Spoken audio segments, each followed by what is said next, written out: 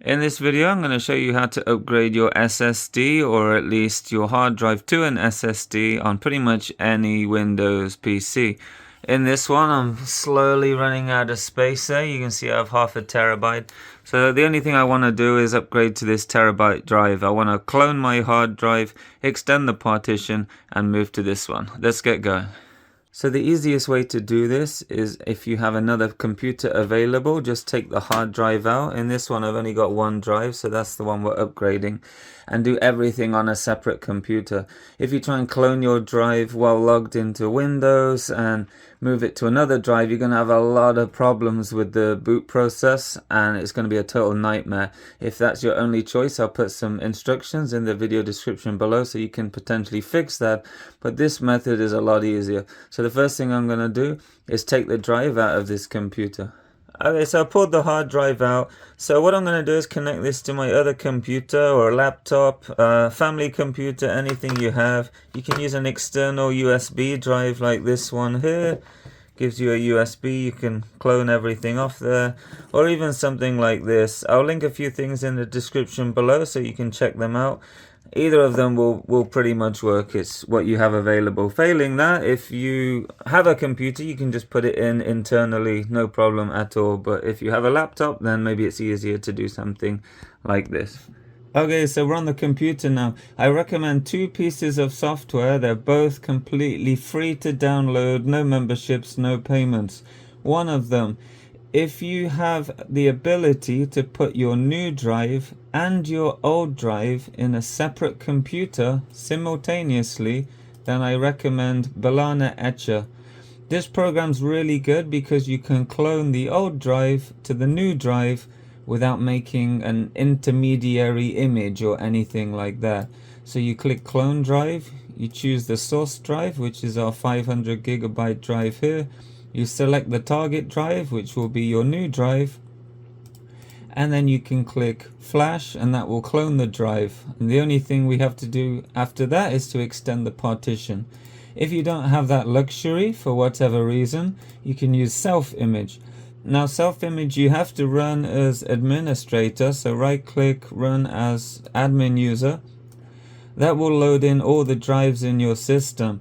We have to go to the drive we added, so I think it's hard disk 3. No, it's not, it's hard disk 4. There it is. So that's the 500 gigabytes showing as 465 gigabytes. When you choose it, make sure you choose entire disk and not a partition, because that's what we want to clone.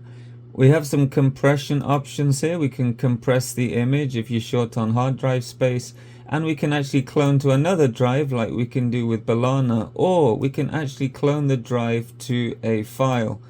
So we can put our file name here, and this will create a hard drive image which will create a bit by bit copy, so like a forensic copy of the drive. It ignores anything on there. It goes below the partition level. It is a bit by bit copy. If you want to clone a drive, say you've found a hard drive somewhere, you don't want to risk any further damage, this is the tool you would use to do this. Once you click start, it will create a hard drive image based on this file. And after this process is complete, you guessed it, we put the file on the new hard drive. Okay, so if you're using self-image, once your file has been created, you pretty much just specify the input. So either your compressed one if you used compression, or just a normal image if you didn't. It will tell you the size of the hard drive. So in this case, it would be 500 gigabytes, for example. If we compressed it, then we'd make sure we hit this decompression option here, and the output will be our new drive. And when selecting the new drive, make sure you choose entire disk and click start, and that will push everything as a bit by bit copy onto our new drive. So two tools you can use, both really good. It just depends on your circumstances. Okay, so I decided to clone my drive. Here's my 500 gigabyte source. The target is our new 1 terabyte. Make sure you hit the correct one. It's really easy to make a mistake. Just check the file sizes. So here's our target drive, though, our new 1 terabyte drive. So 500 to 1 terabyte, hit flash. It's an unusually large drive. Yes, I'm pretty sure I checked everything. and then the whole drive will begin cloning. So while that's cloning, I alluded to something at the start of the video, which was cloning a hard drive while inside Windows itself. If you clone your Windows drive while booted into Windows, you run into a lot of issues with having a messed up master boot record. If this happens, and it definitely probably will, then again, refer to the video description. There's some tips on there on how to fix this. But by far, this is the reason why many people remove the drive out of the system and eliminate those issues. There are some other tools you can use as well. I'll link those in the video description, where you can boot into a Linux environment or something within DOS, and you can use some DOS utilities to clone drives as well. You can find those in the video description, and that will also get around this issue. Okay, so once the program's finished, the disk has been successfully cloned onto the new drive. There's only one more thing we need to do now.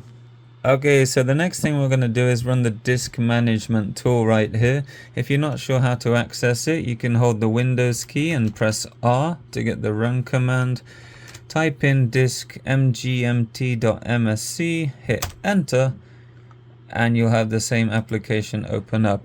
So here we can see all of our hard drives plugged into our current system. Don't worry if you don't have this many, it's pretty normal, but the point is we want to see the drive that we've just cloned our other drive to. So this is the original drive right here, disk 6. It's 465 gigabytes showing up, but that's our 500 gigabyte one from the start of the video. On here it has 3 partitions. So a system partition, this is where all our data lives, and a recovery partition if something goes wrong.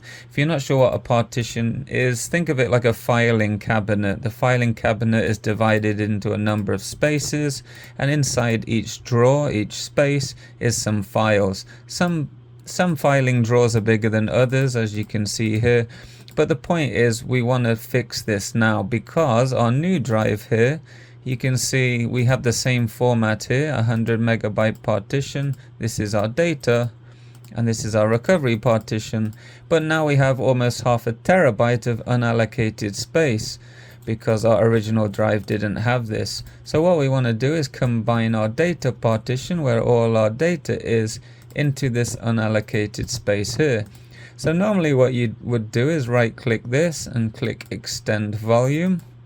Then you'd extend it to the maximum you can, and that should extend it into this unallocated space. So if we hit next and finish, the operation you selected will convert the selected disk to a dynamic disk. If you convert the disk to dynamic, you will not be able to start the operating system from any volume. No, I don't want to continue. So this is a big problem that everyone seems to have when extending partitions. Because the data is not next to the unallocated one, we can't extend into it because this recovery partition is in the way. A lot of people will tell you to delete the recovery partition. This is a really bad idea. I mean, it gets around the problem, but then where's your recovery partition gone? So I'm going to show you a couple of tools without digging in the depths of disk part and a black window in how to achieve this very easy. Okay, so the easiest way to do this with free software without potentially messing up your recovery partition is to download a tool called Minitool Partition Wizard Free. What we need to do is just extend this one into this unallocated space, and with this software it doesn't matter if there's a partition next to it like this one here. So what we're going to do is right click, we're going to extend. We want to take free space from our unallocated partition here. And now how much free space do you want to take? Well, we want to take everything. So the new size of partition 3, which is the one here with our data on, so 1, 2, 3, will be 953 gigabytes. And this is the current size. And the new size of unallocated, which is this one, will be 0. So we don't want that anymore. So let's click OK. And look at that. So the software pretty much automatically moves your partition and grows it without you having to worry about all the details. So what we're going to do, we're going to go to this bottom corner, apply our changes. So we strongly recommend you close all other applications. That's because your hard drive might be in use by something else. It's not, so let's go. So it's going to move the recovery partition to the end, and then it's going to grow our partition into the empty space, and we're going to keep our recovery partition intact, and we're going to get all of our data as well.